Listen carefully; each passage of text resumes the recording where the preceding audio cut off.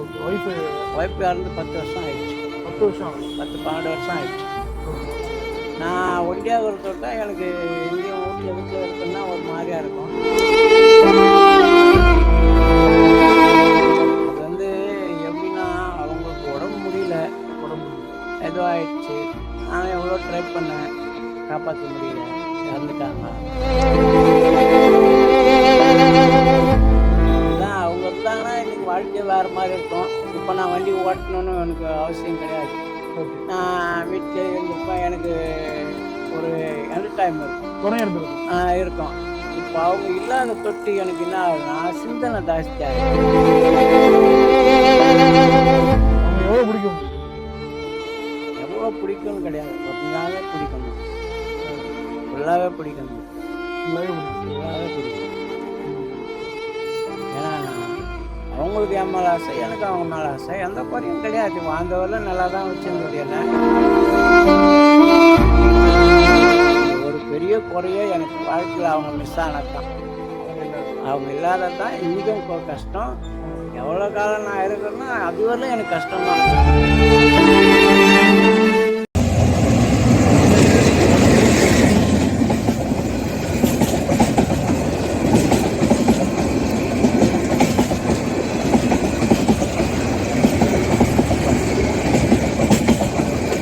மியோ voice நேயர்களுக்கு வணக்கம். இன்றைக்கி நம்ம வந்திருக்க இடம் ஓட்டேரி. ரொம்ப பிஸியான ஏரியா. எப்போவும் நம்ம சந்திக்கிற புது மனிதர்கள், அவங்களுடைய கதைகள், அதை இன்றைக்கி நம்ம ஓட்டேரியில் இருக்க மக்களை தேடி வந்திருக்கோம். அவங்கள்ட்டேருந்து புது கதைகள், நிறைய விஷயங்கள் இன்றைக்கி நம்ம பார்க்க போகிறோம். லேட் பண்ணாமல் வீடியோவில் போயிடலாம். வணக்கம்ண்ணா. வணக்கம் சார். சொல்லுங்கள், உங்கள் பேர் என்ன? என் பேர் கணேசன். கணேசன். ஓகேண்ணா. எவ்வளோ வருஷமாக நான் ஆட்டோ ஓட்டிகிட்ருக்கேன்? நான் 35 வருஷமாக ஓட்டுறேன். 35 வருஷமாக ஓட்டிகிட்ருக்கேன். இப்போ நம்ம கேள்விப்படுறதுன்னா, ஆட்டோ ஓட்டுநர் முன்ன மாதிரி வருமானம் கிடைக்கிறது இல்லை, ரொம்ப கஷ்டப்படுறாங்க. ரொம்ப ரொம்ப கஷ்டம்தான். ஏன்னா அது ஃபஸ்ட்டெல்லாம் நல்லா அந்த மீட்டருலாம் இருந்தது, எந்த ப்ராப்ளம் இல்லை. அப்படியே மீட்ரு போட்டு போவோம். ஜனங்களாக விருப்பப்பட்டு கூட மாடையானா ஹெல்ப் பண்ணுவாங்க. 1க்கு 2 சவாரி கொடுப்பாங்க, வெயிட் பண்ணுவா போகலான்னுவாங்க. அதெல்லாம் நல்லா சௌகரியமாக இருந்தது. இப்போ இந்த ஓலா ஊப்பர் எப்போ வந்ததோ அதுலேருந்து ரொம்ப கஷ்டம்தான் பழக்கம். ஏன்னா நம்ம சம்பாதிக்கிறது ஒரு பக்கம்னா அவனுக்கு கொடுக்குறது ஒரு பக்கமாக போகுது. ரெண்டாவது ஃபோனுக்கு ரீசார்ஜ் நம்ம தான் பண்ணிக்கணும். ஃபோனும் நம்ம ஃபோன் தான் வச்சுக்கணும். மற்றபடி எல்லாமே நம்ம உழைப்பு தான். ஆனால் அவன் போடுற ஆப்புக்கு அவனுக்கு பணம் கட்டி நம்ம துட்டு கொடுக்குறோம், அவனுக்கு எக்ஸ்ட்ரா கொடுக்குறோம். அதுதான் இப்போ நாங்கள் படுற கஷ்டம். மற்றபடி இப்போ லைன்லேயும் சவாரி கிடையாது. லைனில் சுத்தமாக சவாரி கிடையாது. இப்போ இந்த கவர்மெண்ட்டு மீட்ரு கொடுத்தாங்கடான்னா ஓரளவுக்கு இன்றைக்கிற சூழ்நிலையை சமாளிக்கலாம். ஏன்னா இத்தனை நன்றி ஆயிரக்கணக்கான வண்டி ஓடுது. 1 இல்லை 2 இல்லை, ஆயிரக்கணக்கான வண்டி ஓடுது. எல்லாமே குடும்பத்தை வச்சு தான் வாழ்ந்து வராங்க. அவங்கவுங்க இன்றைக்கி வண்டி போடுறாங்க, புதுசாக போடுறாங்கடான்னா இன்றைக்கி 8000 10,000 டியூ கட்டி வண்டி ஓட்டுறாங்க. ராவு எது பகல் எதுன்னு தெரியாது தான் கஷ்டப்படுறாங்களே தவிர யாரும் சம்பாரித்து முன்னுக்கு வந்த பாடு இல்லை. இன்றைக்கெல்லாம் உக்காஞ்சி ஓட்டினா கூட இப்போ ஓலாவில் ஒரு 1000 1500 ஓட்டுறான்னா அவனுக்கு ஒரு 300 போயிடும்.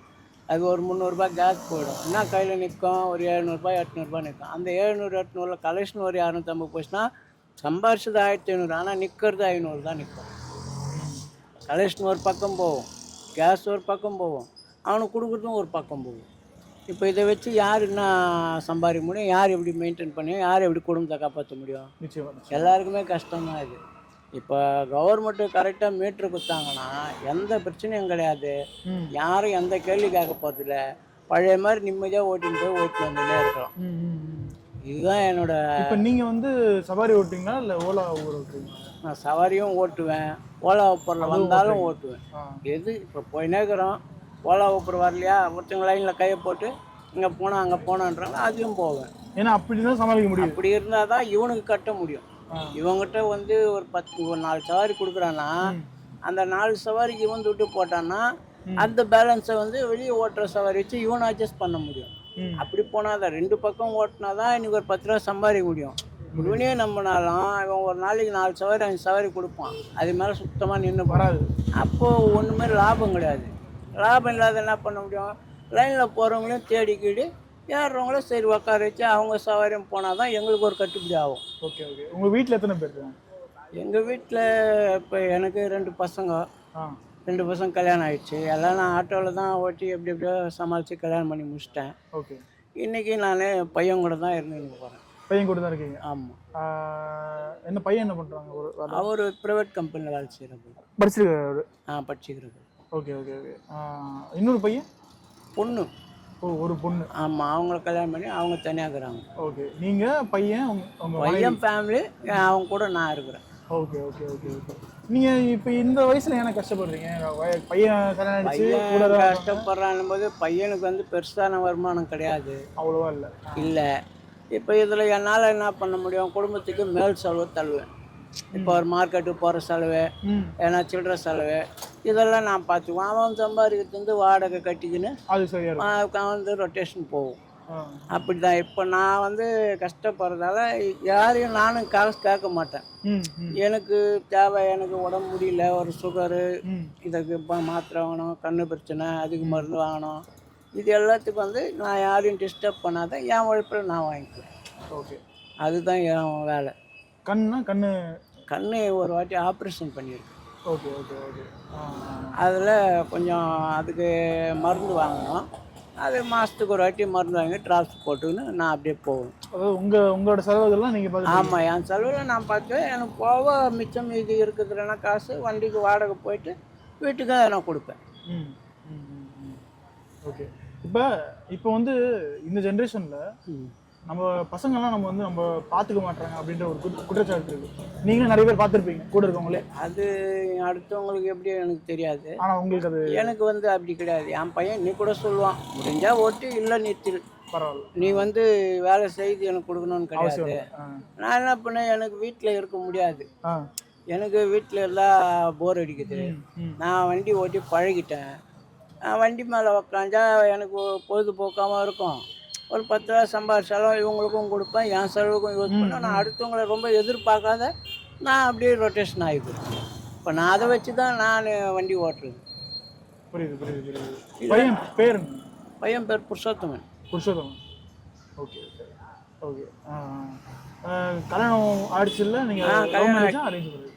நான் வந்து அரேஞ்ச் மேரேஜ் தான். எனக்கு ஒய்ஃப் இல்லை. ஓகே. நான் பையன் கூட தான் இருக்கிறேன். ஓகே. ஒய்ஃப் இறந்து 10 வருஷம் ஆயிடுச்சு. 10 வருஷம் ஆகுது? 10-12 வருஷம் ஆயிடுச்சு. Okay okay. நான் ஒண்டியாக இருக்கிறது தான் எனக்கு எங்கேயும் வீட்டில் இருக்கணும்னா ஒரு மாதிரியாக இருக்கும். அதனால் வண்டி மேலே வந்துட்டு அப்படியே கொஞ்சம் ரிலாக்ஸாக வீட்டில் தனியாக இருந்தாலும் ஏதாவது ஒரு சிந்தனை மாறும். ஏதான்னு. இப்போ வந்து ப்ராப்ளம் கிடையாது. ஐயா வாரம் ஓடுமோ ஓடலையோ, என்னை வந்து யாரும் கேள்வி கேட்க முடியாது. எனக்கு நீ கொடுத்து தான் ஆகணும்னு சொல்கிறவங்க யாரும் கிடையாது. என் விருப்பம் அதுதான். மற்றவங்களாம் வந்து நிற்கிற சூழ்நிலை ரொம்ப பேர் கஷ்டத்தில் தான் வாழ்ந்து வராங்க. கஷ்டம் இல்லாதவங்க யாருமே கிடையாது. ஆமாம். இப்போ உங்கள் ஒய்ஃப் இறந்ததுக்கு அப்புறம் தான் பசங்களுக்கும் பையனுக்கும் பொண்ணுங்க? ஆமாம், நான் கல்யாணம் பண்ணேன். நீங்கள் தான் பண்ணீங்க? ஆமாம். இப்போ உங்கள் ஒய்ஃப் இருக்கும்போது 2 பேரும் ஒரு கனவு வந்திருக்கும். அப்படின்னு ஒரு 5-6 வருஷத்தில் நம்ம பசங்க கல்யாணம் பண்ணி பார்க்க போகிறோம் அப்படின்ற, 2 சேர்ந்து பார்க்க போகிறோன்ற ஒரு கனவு இருந்திருக்கும் கண்டிப்பாக. அம்மா அந்த ஒய்ஃப்க்கும் கனவு இருந்திருக்கும், உங்களுக்கு இருக்குது. பட் அவங்க இறந்துட்டாங்க அப்படின்ற போது அந்த ஒரு நிறைவேறாத ஆசைன்னு ஒன்று இருக்குல்ல? அது வந்து எப்படின்னா, அவங்களுக்கு உடம்பு முடியல, ஏதோ ஆயிடுச்சு. நான் எவ்வளோ ட்ரை பண்ணேன், காப்பாற்ற முடியல, இறந்துட்டாங்க. அதனால் நான் என்ன பண்ணேன், எங்கள் ஒய்ஃபு கொஞ்சம் இதெல்லாம் வச்சுருந்தாங்க. கொஞ்சம் நகை இருந்தது, பொண்ணு கல்யாணம் பண்ணேன்.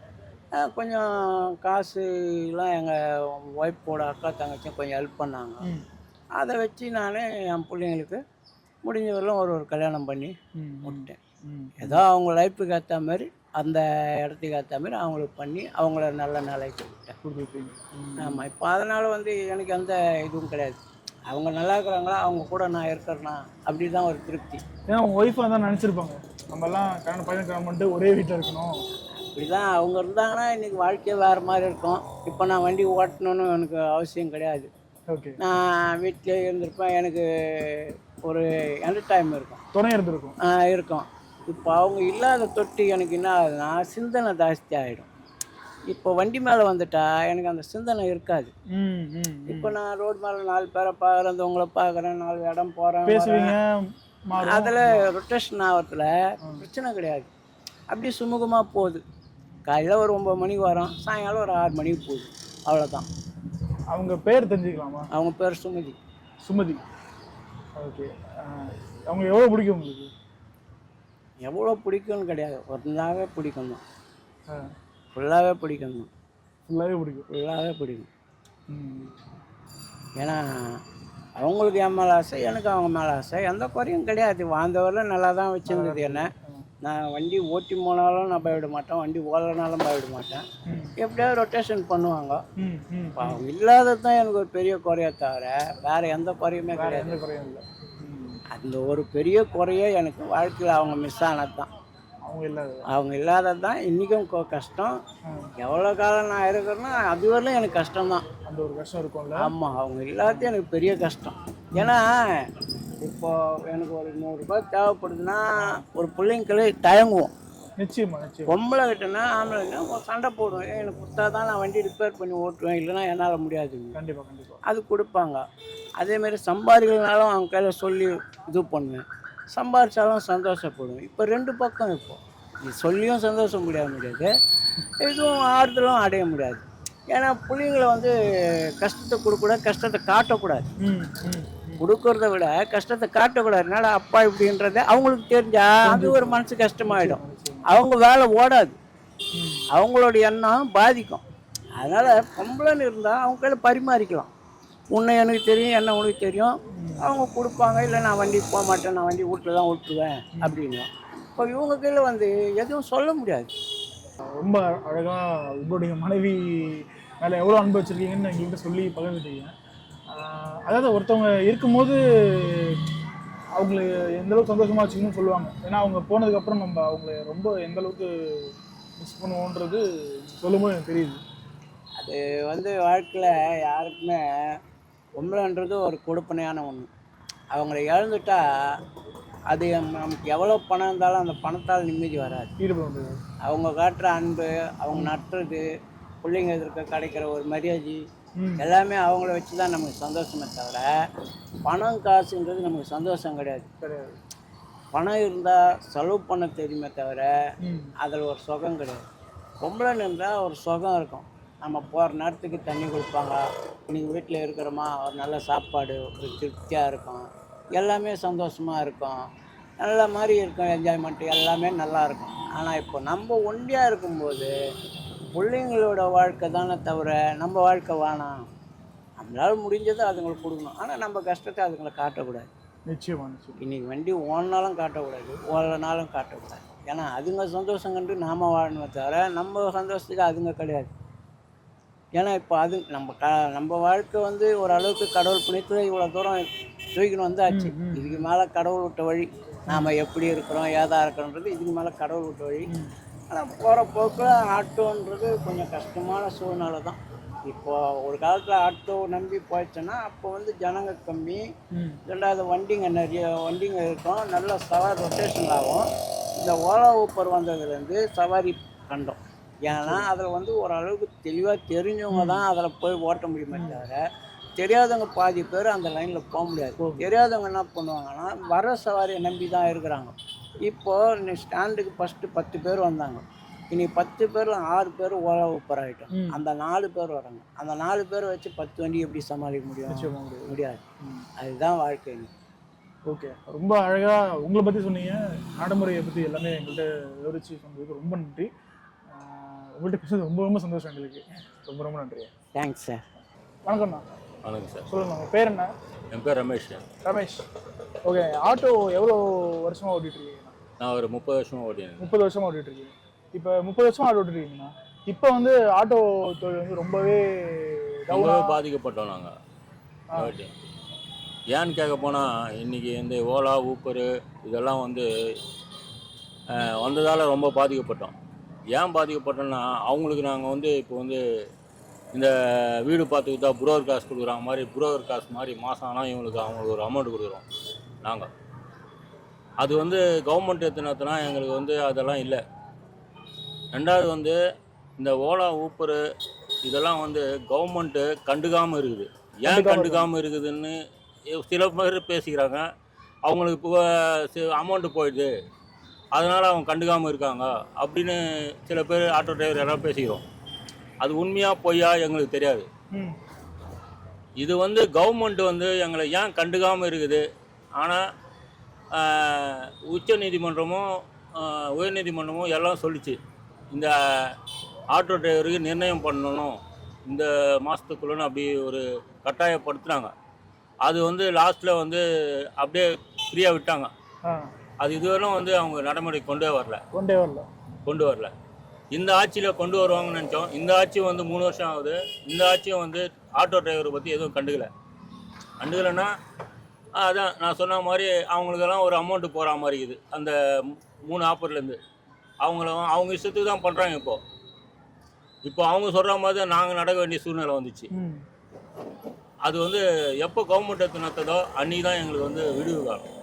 இப்போ நீங்கள் வந்து சபாரி மட்டும் தான் ஓட்டுறீங்களா இல்லை வந்து ஓலா ஊப்பர் ஓட்டுறீங்களா? ஓலா ஊப்பர் ஓட்டுறேன் என்ன, ஆனால் வந்து எனக்கு விருப்பம் இல்லாமல் தான் ஓட்டுறேன், வேறு வழி இல்லாமல். கட்டாயத்தில் தான் ஓட்டுறேன். கட்டாய ஒரு இதில் ஓட்டிங்க. அதே அந்த ஸ்கீமு கூட கவர்மெண்ட் எடுத்து நடத்தினா எங்களுக்கு வந்து அந்த மாதம் அவனுக்கு பணம் கட்டுறேன்ல, அவங்க வந்து எனக்கு சும்மா கொடுக்கல. ஓலா ஊப்பர்ன்றவங்க வந்து இன்றைக்கி ஒரு நாளைக்கு ஒரு சவாரி எடுத்தா 26 ரூபா அவங்களுக்கு வாங்கிட்டு இருந்தாங்க. அப்புறம் அவங்களுக்குள்ள போட்டி வந்து 5 ரூபா ஆக்குனாங்க. அப்புறம் திருப்பி என்ன பண்ணாங்க, 30 ரூபா ஆக்கியிருக்காங்க. அவங்க சௌகரியத்துக்கு இது ஒன்றாலும் பண்ணுறாங்க. ஆனால் இந்த சிட்டிக்குள்ளே பார்த்தீங்கன்னா 1 லட்சம் ஆட்டோவுக்கு மேலே ஓடும். 1 லட்சம் ஆட்டோ எவ்வளோ பேர். நான் ஒரு ஆள் வந்து மாதம் பார்த்தா மாதம் கணக்கு போட்டால் கூட ஒரு 1000 ரூபாய் கணக்கு போட்டால் கூட 1000 ரூபாய் நான் கட்டுறேன்.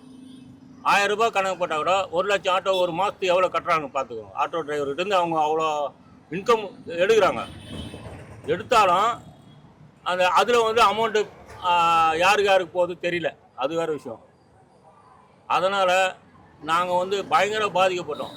அவங்க வந்து ஃப்ரீயாக அவங்க கொடுக்கல. ஒவ்வொரு சவாரிக்கு 26 ரூபா இல்லை மாதம் வாரம் அது கூட வாரம் ஆனால் கட் பண்ணிடுவாங்க. அந்த பணம் அனுப்புனா தான் எங்களுக்கு வந்து திருப்பியும் அந்த ரீகனெக்ஷன் கொடுக்குறவாங்க. அந்த பணம் அனுப்பலாம் ரீகனெக்ஷன் இல்லை. ஓகே, அந்த சுச்சுவேஷன் தான் ஓட்டிங்கிறோம். இப்போ ரெண்டுமே ஓட்டுறீங்க, சவாரியும் ஓட்டுறீங்க, இதுவும் ஓட்டுறீங்க, வந்து கூப்பிட்றவங்களும் போடுறோம். இப்போ ரெண்டுமே ஓட்டி இப்போ வீட்டுக்கு வந்து கரெக்டான அமௌண்ட் கொடுக்க முடியுதா? ரெண்டுமே ஓட்டுறோம். வீட்டு வண்டி வாடகை கொடுக்குறோம். ஃபஸ்ட்டு வண்டி வாடகை 300 ரூபாய் 250 ரூபா கிட்ட வாங்குறோங்க. சரி, வண்டி வாடகை கொடுக்குறோம். அதில் நாங்கள் கேஸ் போடணும். அது இல்லாமல் இவங்க ஓலா ஊப்பரெல்லாம் எங்களுக்கு ஆப் கொடுக்குறாங்கல்ல, ஒவ்வொரு சவாரிக்கு 26 ரூபா இல்லை ஒரு நாளைக்கு 30 ரூபா அப்படியெல்லாம் வந்து வசூல் பண்ணுறாங்க. அது வாரம் ஆனால் அவங்களுக்கு கட்டி ஆகணும், அவங்களுக்கும் பணம் கட்டணும். நாங்கள் 2 தவணை ஆயிடுச்சா எங்களுக்கு எல்லாம் இதெல்லாம் போய் கேஸ் எல்லாம் போய் ஒரு 1000 ரூபா ஓட்டினா கூட எங்ககிட்ட வண்டிக்கு 300 ரூபா, இவங்களுக்கு ஒரு 100 ஒரு சவாரி 26 ரூபான்னு கணக்கு போட்டால் வாரத்துக்கு அவங்களுக்கே வந்து 250 ரூபா போயிடுது. ரெண்டும் சேர்ந்தா 500 ரூபா ஆயிடுச்சு. நாங்கள் ஓட்டினா ஒரு 1000 ரூபாயில் 500 ரூபா நிற்கும். 500 ரூபாயில் கேஸ் போடுவோம் 200 ரூபா, ஒரு 300 ரூபா 400 ரூபா நிற்குது இப்போலாம். அவ்வளோதான். இவங்கெல்லாம் இல்லாமல் இருக்கப்போ வீட்டுக்கு குறைஞ்சது நாங்கள் 700 ரூபா 800 ரூபா எடுத்து போவோம் கேஸ் எல்லாம் போய். இப்போது இவங்களுக்கு பணம் கொடுத்து எல்லாம் போய் 500 ரூபா 300 ரூபா தான் எடுத்து போகிறோம். இப்போ இந்த 500 ரூபா 300 ரூபா வச்சு எப்படி சமாளிக்கிறீங்க? அதுதான் சமாளிக்கிறேன்னா, வீட்டில் வந்து ஏதோ ரேஷன் அரிசி ஏதோ வந்து வாங்கி அவங்க பசங்களை வந்து நல்ல இடத்துல படிக்க வைக்க முடியல, நல்ல ஒரு டியூஷன் அனுப்ப முடியல, எவ்வளோ நல்ல ஒரு ட்ரெஸ் வாங்கி கொடுக்க முடியல. அதெல்லாம் வந்து அட்ஜஸ்ட் பண்ணின்னு ஓட்டிங்க போயிங்க வாழ்க்கை வாழ்ந்து தானே ஆகணும். பசங்க என்ன பண்ணுறாங்க?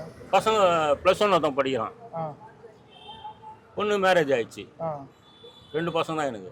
2 பசங்க இப்போ வாடகை வீட்டில் இருக்கோம். இப்போ பையன் வந்து கவர்மெண்ட் ஸ்கூலில் தான் படிக்கிறா? ஆமாம், கவர்மெண்ட் ஸ்கூல் தான் படிக்கிறேன். அது ஒரு குறைன்னு உங்களுக்கு தோணிருக்கா? நம்ம மற்ற பசங்கள்லாம் வந்து இருக்கு கண்டிப்பாக இருக்குது. ஆனால் ஹை லெவல்லேருந்து எல்லாரும் வந்து கவர்மெண்ட் ஸ்கூல் அனுப்புறதே இல்லை.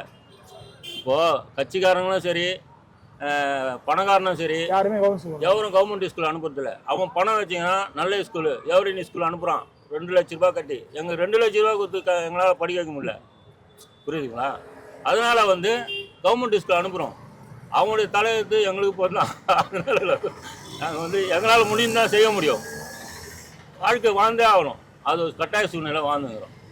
ஆனால் நிறைய பேர் சொல்கிறது என்னன்னா, நம்மளால் முடிஞ்சது கவர்மெண்ட் ஸ்கூலே படிக்க வைக்கிறோம், ஏன்னா நிறைய பேர் நாங்கள் பேசுகிற நிறைய பேர் படிக்க வைக்க மாட்டாங்க. முடியல இப்போ அப்படியே வந்து அப்படியெல்லாம் யாருமே இல்லைங்க. நம்ம தான் படிக்கல, நம்ம பசங்களாம் படிக்கணும்னு அப்படின்னு எல்லாருக்கும் எல்லா ஒரு அடிமட்டத்தில் இருக்கிறவங்களும் எண்ணம், அந்த எண்ணம் இருக்கும். நிச்சயம். ஏன்னா நம்ம கஷ்டப்பட்டோம், நம்ம மூட்டை தூக்குறோம், நம்ம பசங்க தூக்கக்கூடாது. நான் ஆட்டோ ஓட்டுறேன், நாளைக்கு என் பையன் ஆட்டோ ஓட்டக்கூடாது. ஏதாவது கம்பெனியில் போய் வேலை செஞ்சு ஒரு மாத சம்பளத்துக்கு போனால் கூட ஒரு 5,000 ரூபாய் 20,000 ரூபாய் சம்பளம் போனால் கூட வாடகை 7,000 ரூபாய் கொடுத்துட்டு வீட்டு வாடகை வீட்டை டன் பண்ணின்னு போகிறதுக்கு அவனுக்கு ஒரு இது இருக்கும். அதனால படிக்க வைக்கிறோம். நல்லா படிப்பாரா பையன்? படிக்கிறான். நல்லா படிக்கிறான். இப்போ 10th +1 +1 பாஸ் பண்ணி +2 போயிருக்கான். அடுத்தபடியாக காலேஜ் முடிக்கணும். காலேஜ் முடிக்கும் போது எங்களுக்கு சீட்டு கிடைக்காது. ஏன்னா பணம் தானே. கவர்மெண்ட் ஸ்கூலுக்கு நமக்கு எழுதி போடுவோம், அங்கேயும் பணம் கட்டணும். ஒரு சின்ன அமௌண்ட்டாவது கட்டணும். ஒரு 3,000 4,000 5,000 ரூபாய்க்குள்ள கட்ட வேண்டியது வரும். அதையும் நாங்கள் பெரட்டி இன்னும் கேட்டால் ஆட்டோ டிரைவர் 3/4 பேர் நாங்கள் தண்டல் வேற கட்டுவோம். எப்படி வீட்டை ரன் பண்ணுறோன்னா ஒரு 10,000 தண்டல் வாங்கினா டெய்லி 100 ரூபா அவங்களுக்கு கட்டுவோம். அது இல்லாமல் வீட்டுக்கும் கொடுக்கணும். என்ன இது ரொட்டேஷன் பண்ணின்னு அப்படிதான் ஓடிங்குது எங்கள் வாழ்க்கை. நல்ல நிம்மதியான வாழ்க்கை கிடையாது. சரி, இப்போ இதுக்கே கவர்மெண்ட் ஸ்கூலில் பையனுக்கு செலவு பண்ணுறது கஷ்டமாக இருக்குது. இப்போ திடீர் செலவுலாம் இருக்கும்ல? ஆமாம், அதில் எல்லாமே தான். 10,000 தண்டல் வாங்குகிறோம், அது ஒரு பாதி தான் கட்டியிருப்போம். திருப்பி அவங்க கிட்ட போயிட்டு மொத்தமாக பிடிச்சின்னு கொடுங்க அப்படி திருப்பியும் தண்டல் வாங்குவோம். இந்த தண்டல் மூலியமாக தான் அப்படியே ரொட்டேஷன் ஓடிக்குது. அவங்கள சொல்லி குறையில்லை, அவங்க பணம் வச்சுக்கிறாங்க, தண்டல் வர்றாங்க. அவங்களுக்கு வேண்டியது வட்டி. நம்ம கரெக்டாக கட்டினா நம்மளையும் வந்து இது இன்சல்ட் பண்ணுவாங்க, நம்மளை வந்து என்ன பண்ணுவாங்க. அது கரெக்டாக கட்டணும். ஒரு வாரம் தவறுனா கூட மறுநாரம் நாங்கள் சேர்த்து கட்டியே ஆகணும். அது ஒரு சூழ்நிலை. வாழ்க்கையை வாழ்ந்தாகணுமேனு ஒரு சூழ்நிலை வாழ்ந்துவோம். ஓகேண்ணா, ரொம்ப நன்றி. நம்மள்ட்ட உங்களோட பகிர்ந்துட்டீங்க, உங்களோட வாழ்க்கையில் என்ன நடக்குது எல்லாமே சொல்லி கொடுத்தீங்க. இந்த கவர்மெண்ட் ஒரு லாஸ்ட்டாக இந்த கவர்மெண்ட்டு ஆட்டோ டிரைவர்களுக்கு ஒரு நல்ல ஆப்பு கவர்மெண்ட்டாக எடுத்து நடத்தினா அவங்கக்கிட்ட காசு வாங்காமல் அவங்களெல்லாம் ஒழிச்சு கட்டணும். 3 பேரையும் ஒழிச்சு கட்டிட்டு கவர்மெண்ட் எடுத்து நடத்தினா எங்களுக்கு அந்த மாதம் ஒரு வாரம் நாங்கள் வந்து அவனுக்கு ஒரு 500 ரூபாய் கொடுக்கறது கூட ஒரு 2,000 ரூபாய் எங்களுக்கு மிச்சமாகும். அதை வச்சு எங்கள் பசங்களுக்கு கொஞ்சம் படிப்புக்கு செலவு. நிச்சயமா நிச்சயமா நிச்சயமா எல்லாம் நடக்கும். வணக்கம்ண்ணா. சொல்லுங்க, பேர் என்ன? சார். ஓகேண்ணா. எவ்வளோ வருஷமா நான் ஆட்டோவில் 20 வருஷமாக வண்டி ஓட்டுறேன். 20 வருஷமா ஆட்டோ ஓட்டுறேன். ஓகேண்ணா, நீங்கள் சொல்லுங்கண்ணா. இப்போ ஒவ்வொரு ஆட்டோ ஓட்டுநருக்கும் ஒவ்வொரு குறைகள் இருக்கும், ஒவ்வொரு இருக்கும். நீங்கள் சொல்லுங்கள், எவ்வளோ கஷ்டமாக இருக்குது இப்போ ஆட்டோ? எங்கள் குறைய என்னதுன்னா, ஒரு ஆட்டோ எடுத்து அதுக்கு டியூ ஒரு இப்போத்தி புது வண்டிக்கு 9,000 ரூபாய் டியூ. எங்களை மாதிரி பழைய வண்டிக்கெல்லாம் ஒரு 6,000 ரூபாய் டியூ வருது. 6,000 ரூபாய் டியூவை கட்டி வருஷத்தில் ஒரு நாள் சாதாரணமாக எஃப்சி பண்ணதுக்கு 40 ரூபா 50 ரூபா இல்லாமல் ஆகாது. 50 வண்டி ரொம்ப மோசமாக இருந்தால் 60 ரூபா கூட ஆகும். வருஷம் மினிமம் ஒரு 40 ரூபாவது ரெடி ஆகும். எஃப்சி 40,000 ரூபாய் வண்டி ரெடி பண்ணி டேக்ஸ் கட்டி இன்சூரன்ஸ் கட்டி எஃப்சி பாஸ் பண்ணி அதில் இன்சூரன்ஸில் டிரைவருக்கு கிடையாது, பார்ட்டிக்கு தான் என்ன ஆச்சுன்னா. அதுவும் நாங்கள் பண்ணி நாங்கள் ஓட்டிங் போகிறது எங்களுக்கு வருமானம் இல்லாமல் ஆக்கிட்டு இன்சூரன்ஸே பண்ணாமல் எஃப்சியே பண்ணாமல் பப்ளிக் சர்வீஸே இல்லாமல் 2 வீலரில் 100 ரூபா சாரி போனால் நாங்கள் எப்படி சொல்லுங்கள், எப்படி டியூ கட்ட முடியும்? 50,000 ரூபாய் வருஷத்துக்கு நாங்கள் எப்படி ரெடி பண்ண முடியும்? அந்த 50,000 ரூபாய் கடன் தான் எங்களுக்கு இன்றைக்கி பெரிய பிரச்சனையாக இருக்குது. அது வட்டிக்கு மேலே போட்டு எங்களால் வண்டியும் ஓட்ட முடியாமல் டியூவும் கட்ட முடியாமல் இன்றைக்கோ நாளைக்கோ அவஸ்தைப்பட்டுருக்குறோம். இப்போ முதல்ல அந்த 2 வீலரில் எங்களுக்கு வர்றது 100 ரூபாய் சவாரி இருந்தாலும் போதும். அந்த 100 ரூபாய் சவாரி அவன் உட்கார வச்சு கூட்டு போயிடுறாங்க. அதில் இன்சூரன்ஸ் யாருக்கு இருக்குது? யாருக்கும் கிடையாது. பைக்குக்கு தான் இன்சூரன்ஸ். அது இல்லாமல் பார்ட்டிக்கு இன்சூரன்ஸும் கிடையாது. நாங்கள் வந்து எங்கள் பணத்தில் இன்சூரன்ஸ் கட்டி கூட டிரைவருக்கு கிடையாது, பார்ட்டிக்கு தான் இன்சூரன்ஸ். அப்போ எனக்கு சேஃப்டியான வண்டியில் எனக்கு 100 ரூபாய் சவாரி அனுப்பாமல் சேஃப்டியே இல்லாத வண்டிக்கு 100 ரூபாய் அரசாங்கம் அனுப்புனா அப்போ எங்களுக்கு எதுக்கு பப்ளிக் சர்வீஸ்ன்னு கொடுக்குறீங்க? எங்களையும் சாதாரணமாக ப்ரைவேட் என்ன வீட்டில் இருக்கிற கார் எடுத்து போய் கூட நான் ஓட்டின்னு போகாமல் என்ன அலோடு கொடுங்க. புரியுதுங்களா? இப்போ அதுவும் இல்லாமல் 2 வீலரில் சும்மா ஒரு பொண்ணு கூட போகிறாங்க சார். முதல்ல பொண்ணு விட்டுருங்க சார், சேஃப்டியே கிடையாது சார். பைக்கில் என்ன ஒன்று அடிப்பட்டு பைக் ஓட்டுறவன் யார் காசு தருவா? பைக் ஓட்டுறவர் காசு தருவாரா இல்லை அரசாங்கம் காசு தருவாங்களா? சொல்லுங்கள். அதில் எதுவுமே கிடையாது. இதில் அப்படி கிடையாது. நான் யார், என் வீடு எங்கே, என்னோடய லைசன்ஸ் நம்பர் எங்கே, எல்லாமே இதில் டீட்டெயில் இருந்து ஏறி உங்களுக்கு சேஃப்டியாக இருக்குது. நிச்சயமா. ஆனால் எங்களுக்கு சவாரி இல்லை.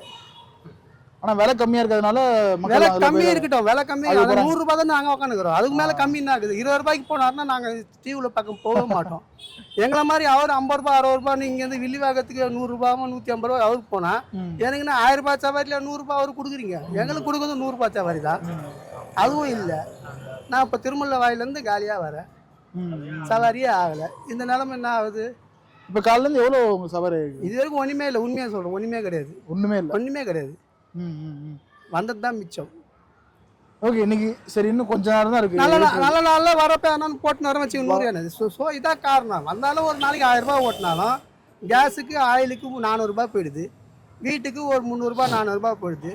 மறுநாளுக்கு நான் சேஃப்டிக்கு 1000 ரூபாய் 200 ரூபாய் 300 ரூபாய் ஜோபில் வச்சுனா தான் நான் கேஸ் போட்டு என் டீ செலவு ஒரு 100 ரூபாய் ஆயிடுது. நான் இதில் எங்கே இந்த டிவி கட்டுறது? நான் எங்கே இந்த வெப்சி பண்ணுறது? வெப்சிக்குன்னு ஒரு 100 ரூபாய் எடுத்து வச்சா மாதம் 3000 ரூபாய் ஆகும். அதுக்கும் வழி இல்லை. ஒரு நாளைக்கு 1000 ரூபாய் ஓடும், ஒரு நாளைக்கு 800 ரூபாய் ஓடும், ஒரு நாளைக்கு அப்படி மாதம் தேதி ஆக 100 200 கொஞ்சம் தான் வரும். நான் எங்கேருந்து முதல் மாதம் 100 ரூபாய் தைப்பேன், 2ஆம் மாதம் 100, 2ஆம் தேதி எடுத்துவேன். 10 தேதி வரைக்கும் 100 ரூபாய் தைச்சிடுறேன், 1000 ரூபாய் எடுது. மீதி 10 தேதி இருக்க அதுலேருந்து தான் எடுக்கிறேன் நான் 100 ரூபாவை. ஓகே, இதுக்கே எப்படின்னா இப்போ திடீர் செலவு திடீர் தேவைக்கெல்லாம் அதுக்கெல்லாம் என்ன பண்ணுவீங்க காசுக்கு? எதுவும் எல்லாம் கடன் தான் சார். எல்லாம் கடன். எல்லாம் வண்டி மேலே கடன். வண்டி ஃபைனான்ஸ் இல்லாமல் அது மேலே எக்ஸ்ட்ரா ஃபைனான்ஸு, அதுக்கு மேலே ஸ்டேட்டு வட்டி, ஃப்ரெண்டு வட்டி இது தேடி தண்டல். வீட்டுக்கு போகிறப்ப தண்டல்காரருக்கு கொடுத்துட்டு தான் வீட்டுக்கு போகிறோம். வண்டி வாடகை இல்லாமல் தண்டல்காருக்கு, மாத வட்டிக்காருக்கு இதெல்லாம் கொடுத்துரும். குடும்பம்னு ஒன்றுக்கிறப்ப நம்ம வாங்கி தான் ஆகணும். இது இத்தனை பேர் மேலே காசு வாங்கி கரெக்டாக கொடுத்து அது நிம்மதி இல்லாமல் எவ்வளோ கஷ்டமாக இருக்குது. ஆமாம், உங்களுக்கு ஸ்டாண்டர்ட் வருமானம் இல்லாமல நான் இப்போ எனக்கு 1000 ரூபாய் தேவை, நான் உங்ககிட்ட 1000 ரூபாய் வாங்குறேன், நாளைக்கு ஓடி தரேன்றேன்.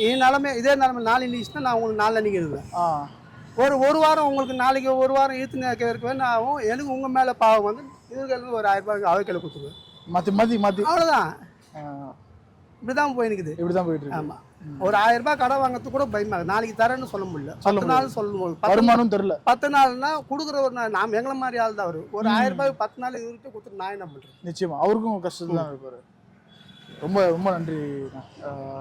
உண்மையாக அப்படியே என்ன இருக்கோ அதை அப்படியே எடுத்து சொன்னீங்க. இதுதான் உண்மை. அதான் ஒவ்வொரு ஆட்டோலும் ஒவ்வொரு வழி இருக்கும். உங்களோட வழியை நீங்கள் எங்கள்கிட்ட சொன்னீங்க.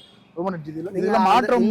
இந்த நிகழ்ச்சியை அரசாங்கத்துக்கு தெரியப்படுத்துற மாதிரி தான் முதல்ல லைசன்ஸ் உள்ள வண்டிக்கு சவாரிக்கு ஏற்பாடு பண்ண சொல்லுங்கள். நாங்கள் வந்து நான் கவர்மெண்ட் ஸ்டாப் அதை முதல்ல அவங்களுக்கு சொல்லுங்கள். நாங்கள் பப்ளிக் ஒரு பஸ்ஸில் வந்து 50 பேர் ஏறணும், 100 பேர் பஸ் ஸ்டாண்ட்லன்னா எங்களை நம்பி தான் இருக்கிறாங்க. அவங்கள நான் ஏற்றியும் போது நான் வச்சுருக்கேன். அதுக்கு தான் அரசாங்கம் எங்களை கவர்மெண்ட் ஸ்டாப் மாதிரி நான் கவர்மெண்ட் ஸ்டாப் வச்சுருக்காங்க. சம்மந்தமே இல்லாமல் இதை தூக்கி போட்டு 4 டூ வீலர் வச்சுட்டு இந்த 2 வீலரில் பைக்கில் சைடில் ஒரு வண்டி வருது, அது கூட போட்டு நான் ஓட்டிங் போகலாம் போகுது. பின்னாடி 2 பேர், முன்னாடி 2 பேர். கண்டிப்பா அவங்க ஆதங்கத்தை சொன்னீங்க. இது கண்டிப்பா சேர்ற இடத்துக்கு சேர்ந்துச்சுன்னா ரொம்ப சந்தோஷம். அந்த பேட்டி உங்களோட நானும் சந்தோஷப்படுவேன். சரி சார், கண்டிப்பா நிச்சயமா எல்லாமே மாறும். ரொம்ப தேங்க்ஸ் சார்.